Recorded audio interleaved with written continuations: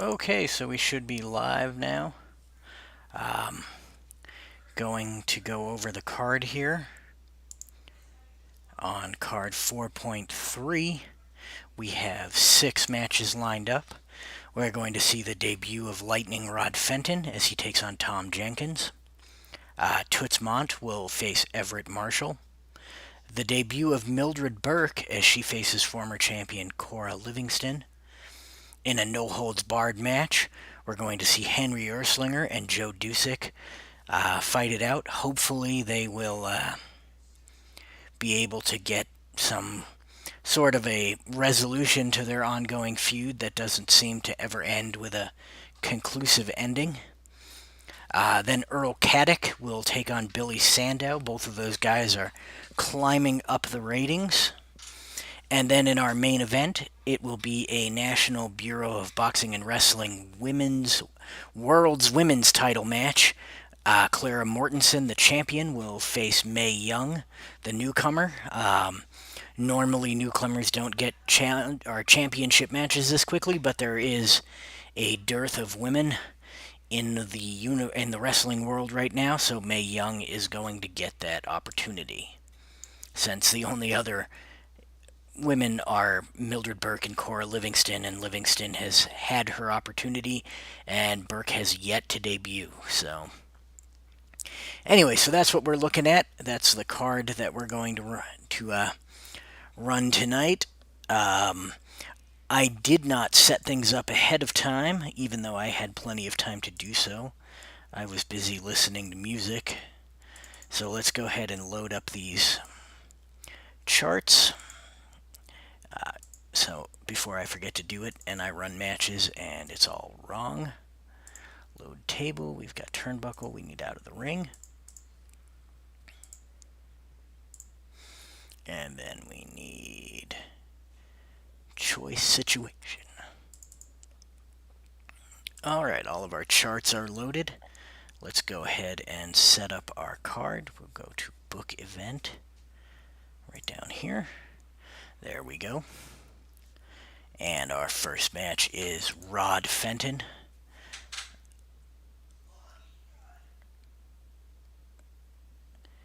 against, where is Rod Fenton? There he is. Against Tom Jenkins. Tom Jenkins is right here. We're going to add that match. And then we've got Mondt and Marshall. Toots Mondt. And E for Everett. I probably should have hit F. Add match. And then we've got Mildred Burke and Cora Livingston. Legendary Ladies 2. And Cora Livingston. Add match. And then we've got the no-holds-barred match between Irslinger and Dusek. This one I will set up manually, but I'm going to go ahead and throw it in there just so I remember it's happening. H. And we go Henry Irslinger.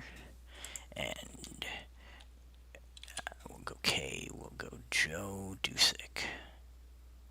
There we go. Add the match. Caddock and Sandow.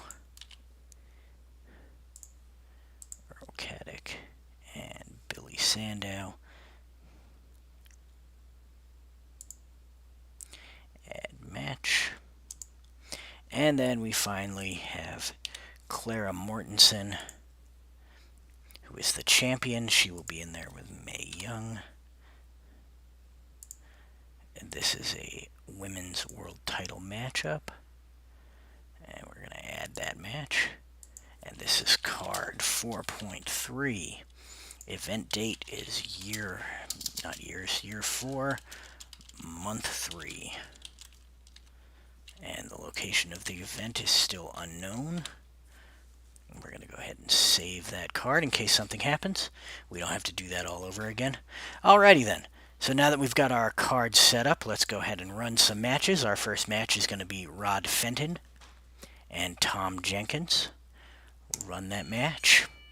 On his way to the ring, hailing from Edmonton, Alberta, Canada, standing 5 feet 7 inches tall and weighing in at 200 pounds, Lightning Rod Fenton. And his opponent. On his way to the ring, hailing from Cleveland, Ohio, standing 5 feet 10 inches tall and weighing in at 215 pounds, Tom Jenkins. Fenton and Jenkins stare each other down. This is getting tense. Jenkins and Fenton get into a pre-match shoving battle. The atmosphere is electric. Fenton and Jenkins finally lock up, and it looks like Jenkins has the upper hand.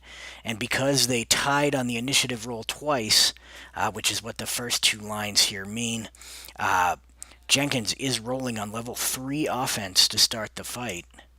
And he starts it out with a full Nelson cradle and immediately gets the 1-2-3 on Rod Fenton. Wow. So that was a quick and decisive victory for Tom Jenkins, just showing that he is greatly out of the league of Rod Fenton. I would not like to enter notes for that match. And we're going to move on to our second match, Toots Mondt versus Everett Marshall, and let's hope that this one is much more of a back and forth. So here we go. On his way to the ring, hailing from Humboldt, Iowa, standing 6 feet tall and weighing in at 260 pounds, Toots Mondt. And his opponent, on his way to the ring, hailing from La Junta, Colorado, standing 5 feet 11 inches tall and weighing in at 225 pounds, Everett Marshall. Toots Mondt and Everett Marshall lock up, and it looks like Toots Mondt has the upper hand. Marshall counters Toots Mondt's attempts at a front face lock and heel hook, and Marshall is greeted with a choice situation. He could attempt a rolling knee bar 3, which is going to work on 8 plus or minus agility, which is 0, so that will work on 8 or lower. And the forearm uppercut 2 will work on 8 plus or minus power, which is -1. So that's going to work on 7 or lower. So he's, of course, going to try that rolling knee bar, and he is successful. And Toots Mondt not going to leave the ring, so Mondt is down. And then we have another choice situation from Everett Marshall. Single leg takedown, which is going to work on 8 plus or minus the agility at 0, so that's 8 or lower for a single leg 2. Or a bear hug 3, which is going to work on 8 plus or minus power, so that's 7. He's going to try that single leg. And Toots Mondt counters Everett Marshall's attempt at a single leg. And Toots Mondt and Everett Marshall are grappling near the ropes. Mondt backs Marshall into the ropes. Coleman steps in and breaks it up, but Toots Mondt and Everett Marshall break clean to the applause of the crowd. Mondt is quick to retake control of the match. And now Mondt with a back elbow. Everett Marshall is dazed, and Mondt with a back heel trip. And that hurts Everett Marshall. Toots Mondt and Everett Marshall are grappling near the ropes once again, and both guys break clean. Mondt once again, the quicker of the two, retaking control of the fight. And now Mondt with a back elbow. Marshall is hurt again. Mondt with a short forearm punch. And that puts Everett Marshall down. And here we see Toots Mondt with a flying headlock. And now Marshall struggling to get free of the hold, but he does manage to do that, as Mondt was not able to hold on to him to get the submission. He's going to throw Everett Marshall from the ring, or back him into the ropes, or however this works out. While trying to tackle Toots Mondt too close to the ropes, Everett Marshall falls backwards out of the ring and falls headfirst to the floor. Marshall manages to make it back in the ring before Abe Coleman counts him out, but Toots Mondt is able to capitalize on that mistake and is once again going to force Marshall to roll on the out-of-the-ring chart. While trying to tackle Toots Mondt too close to the ropes again, Marshall falls backwards out of the ring and falls headfirst to the floor. Marshall manages to make it back to the ring before Abe Coleman counts him out. So that's twice that Everett Marshall has made that mistake, And Mondt gonna throw him out of the ring again. And a third time, too close to the ropes. The tackle misses. Marshall goes falling to the floor. Mondt is making a fool out of Everett Marshall. And there it is again, Toots Mondt with a flying headlock. And this time Marshall can't escape. And Toots Mondt is your winner.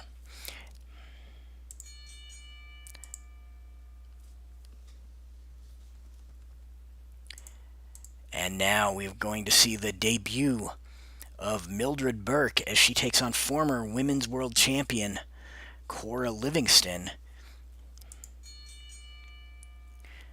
And here we go. On her way to the ring, hailing from Coffeyville, Kansas, standing 5 feet 2 inches tall and weighing in at 138 pounds, Mildred Burke. And her opponent, on her way to the ring, hailing from Flint, Michigan, standing 5 feet 2 inches tall and weighing in at 135 pounds, Cora Livingston. Burke and Livingston stare each other down. Things are getting tense. And Burke and Livingston finally lock up, and it looks like Mildred Burke has the upper hand. And as they tied on initiative once, Burke is going to start this out on level 2 offense. Burke rolls a forearm uppercut on Cora Livingston, and Livingston not going to leave the ring, and she is down after that forearm uppercut. And Burke goes with a full Nelson. And Burke really wrenching on that full Nelson. But Cora Livingston is able to escape just barely. And Burke grabs her once again with that full Nelson. And Livingston once again able to free herself, but not before significant damage is done. And now Burke with a crooked head scissors. Livingston is hurt. And Burke locks on that hammer lock. Livingston is dazed. Burke transitions into a body scissors, hurting Cora Livingston. And now Burke with a choice situation. She could do a single leg takedown 2, 8 plus or minus agility, which is -1. So that's going to work on 7 or better. Or the bear hug, 8 plus or minus power, which is -2. So that's 6 or better. I think she's going to try the agility move here. Cora Livingston able to counter Mildred Burke's attempt at a single leg takedown. And Mildred gets nailed with a kick to the gut, and she is hurt.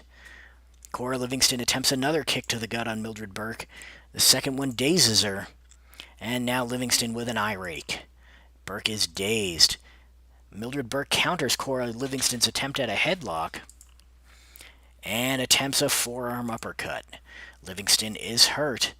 And now Burke with a hammerlock. Livingston reverses the hammerlock, takes control of the match. Now Mildred Burke counters Cora Livingston's attempt at a go-behind takeover. And now Mildred Burke with an arm wringer, hurting Cora Livingston. And here we see Mildred Burke with a hammerlock. Livingston is hurt. And she's going to back Livingston into the ropes.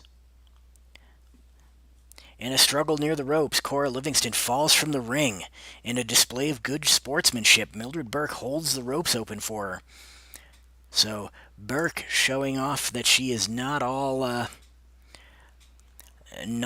aggression and offense, as she displays a ladylike sportsmanship and lets Livingston back in the ring.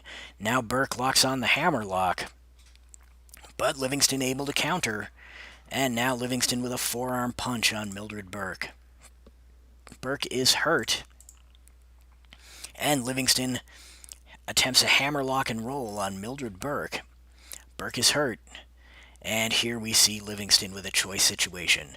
Hip lock 2, 8 plus or minus agility, -2. So that's 6 or less.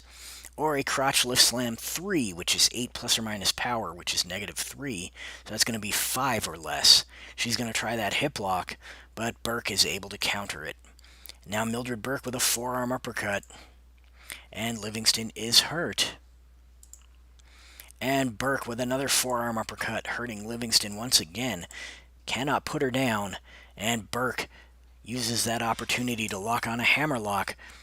But Livingston able to counter it, reverse it, and take control. Livingston with a kick to the gut.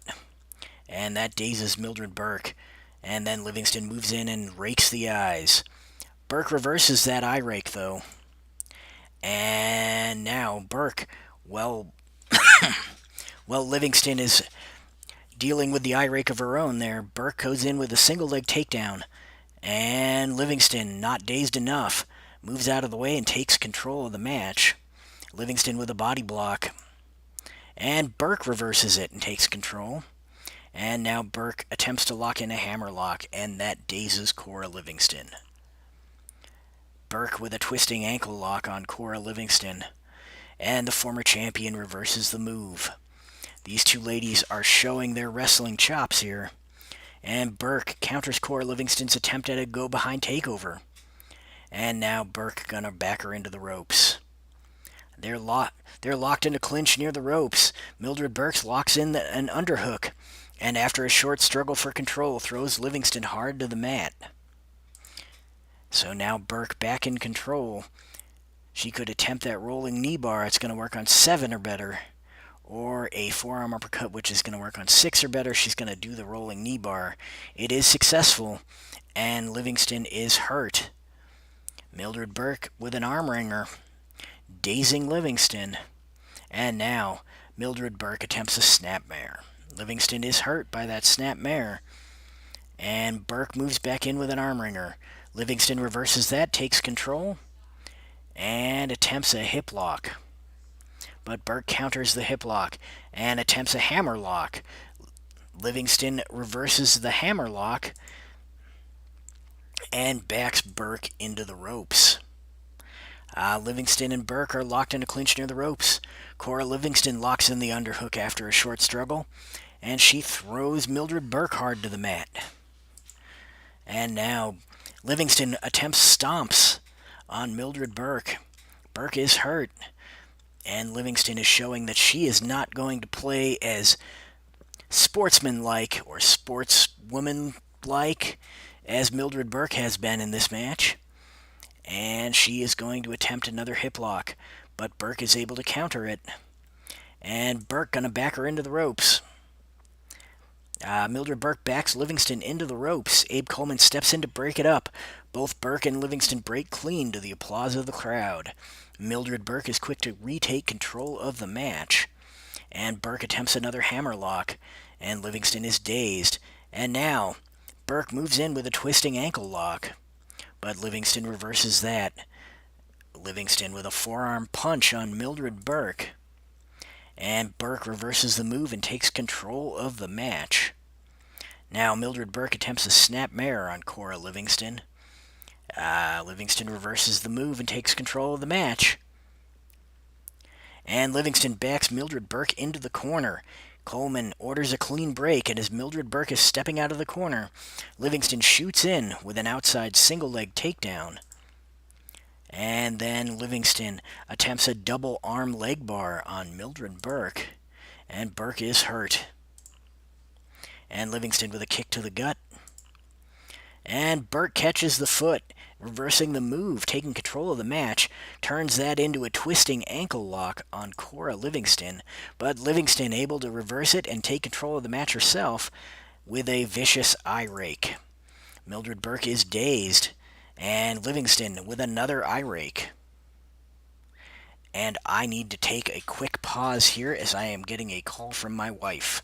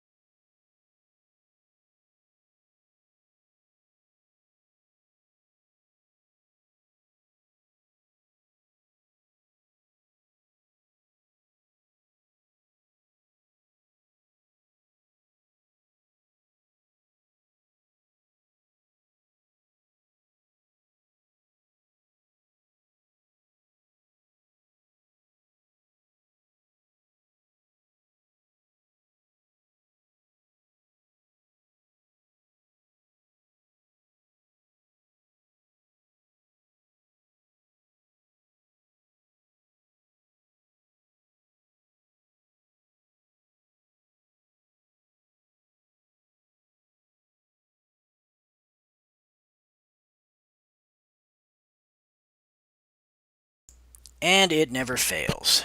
And I am back. So, we just saw Mildred Burke dazed by an eye rake from Cora Livingston. And Burke counters Livingston's attempt at a headlock. I don't know why it took me so long to read that. And Burke with a hammerlock on Cora Livingston. And Livingston is hurt. And now a forearm uppercut on Cora Livingston. And Livingston is down. Now Burke with a backbreaker on Cora Livingston. And Livingston is hurt. And now once again with that forearm uppercut. And Livingston hurt once again. And now Mildred Burke with a suplex on Cora Livingston. Livingston not going to leave the ring. Livingston is down. And now Mildred Burke with a crooked head scissors. And not going to leave the ring. She is down still. And Burke with a backbreaker, hurting Cora Livingston. And now she's going to back her into the ropes. Mildred Burke backs Cora Livingston into the ropes. Coleman steps in to break it up. Both Burke and Livingston break clean to the applause of the crowd. Burke is quick to take control of the match. And Burke with a suplex. And that does it. 1, 2, 3 with the suplex. Mildred Burke beats Cora Livingston in a fairly well-contested match. I was actually kind of surprised by how much these two went back and forth. Now, we've got Irslinger versus Dusek, and this is a match I need to set up myself, as this includes a non-standard manager. So, Irslinger, and here is Henry Irslinger. And now we've got Dusek, not Ernie. Rudy is the manager. Joe is the wrestler. Now we're going to the match. And this is on card 4.3, and it is not a regular match. It is a no countout, no DQ match. No holds barred. Start match. On his way to the ring from Vienna, Austria, standing 5 feet 9 inches tall and weighing in at 185 pounds, Henry Irslinger, and his opponent. On his way to the ring, accompanied by his brother and manager, Rudy Dusek, standing 5 feet 11 inches tall and weighing in at 230 pounds, Joe Dusek. Irslinger and Dusek lock up, and it looks like Joe Dusek has the upper hand here. Irslinger counters Dusek's attempt at a covert chokehold, and Irslinger going to back him into the turnbuckle. Coleman orders a clean break, and as Dusek is stepping out of the corner, Irslinger shoots in with an outside single leg. And Dusek counters Henry Irslinger's attempt at a standing headlock. And Dusek with a back leg trip. Irslinger is hurt. And now back leg trip on Henry Irslinger by Joe Dusek. A second time. Irslinger hurt once again. And now Dusek with wild punches. And that takes Irslinger down. Dusek with a choice situation. Single leg 2 is going to work on 8 plus or minus agility, which is -2, so that's going to work on 6 or better. Or a bear hug, which is going to work on 11 or better. Definitely the bear hug. So Irslinger is hurt by the bear hug from Joe Dusek. And Dusek with a headlock takeover on Henry Irslinger. Irslinger's hurt. Dusek goes right back into that headlock and takes him over again. This time, Irslinger reverses the move, takes control of the match, and hits an arm drag. That dazes Joe Dusek. Irslinger and Dusek are grappling near the ropes. Irslinger and Dusek are backed into the ropes. Coleman calls for the clean break and gets it. Irslinger catches Joe Dusek off guard with a quick fireman's carry. Now Irslinger with a scissors hold on Joe Dusek. Things aren't looking good for Joe Dusek should Rudy Dusek attempt to interfere and sway the tide of the match. I'm going to say no for now. Dusek is down. Now, Irslinger attempts an arm lock and leg trip on Joe Dusek. This is his finisher. Should Rudy Dusek attempt to distract the referee and stop the pin? I think yes.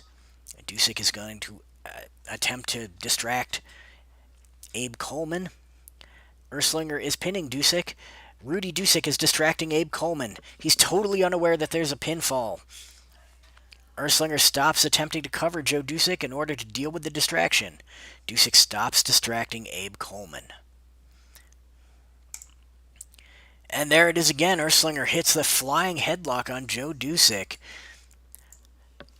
And without the distraction, Joe Dusek is forced to submit to the flying headlock of Henry Irslinger.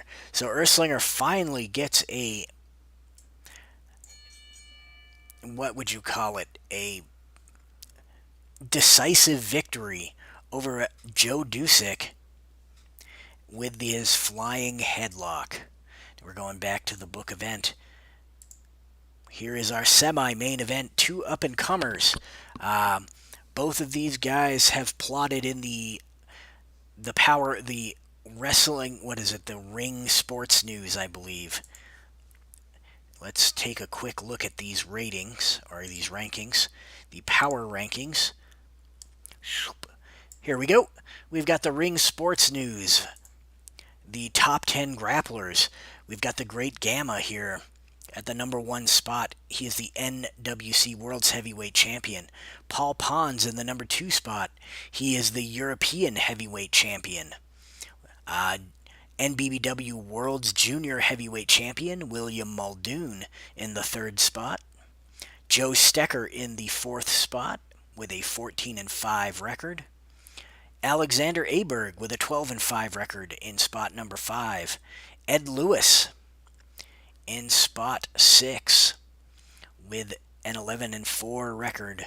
Farmer Burns, 9-7 in spot 7. Jim Londos with 9-7 in spot 8, so he's tied with Farmer Burns.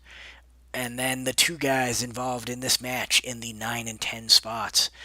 We've got Earl Caddock, who is 6-2, and Billy Sandow, who is 6-3. So these guys are battling it out to see which one of them. We're back now. Anywho, so yeah, that's what we've got going on with the top 10 grapplers as rated by Ring Sports News. There's not a whole lot of other stuff to report on in that screen, so now let's go to the match. Earl Caddock versus Billy Sandow. On his way to the ring, hailing from Walnut, Iowa, standing 5 feet 11 inches tall and weighing in at 185 pounds, Earl Caddock. And his opponent, on his way to the ring, hailing from Rochester, New York, standing 5 feet 8 inches tall and weighing in at 195 pounds, Billy Sandow. Caddock and Sandow lock up, and it looks like Caddock has the upper hand. Sandow counters Earl Caddock's attempt at a go-behind, and now Sandow with a chicken wing. Caddock reverses the chicken wing and takes control of the match, and backs Sandow into the corner. Coleman orders a clean break, and as Sandow is stepping out of the corner, Caddock shoots in with an outside single leg. And Caddock goes from there to a body scissors, and Sandow is hurt. Now Caddock with a flying mare. Sandow is down, and now he's going to toss Billy Sandow from the ring. And during a tangle near the ropes, Sandow falls out of the ring. Caddock holds the ropes open to allow Sandow to re-enter. As Sandow steps through the ropes, he shoots in and takes Earl Caddock down with a leg whip. Coleman has a chat with Billy Sandow, but is not going to disqualify him. And now, Sandow turns that directly into a body scissors reverse chancery on Earl Caddock. And Caddock is submitting.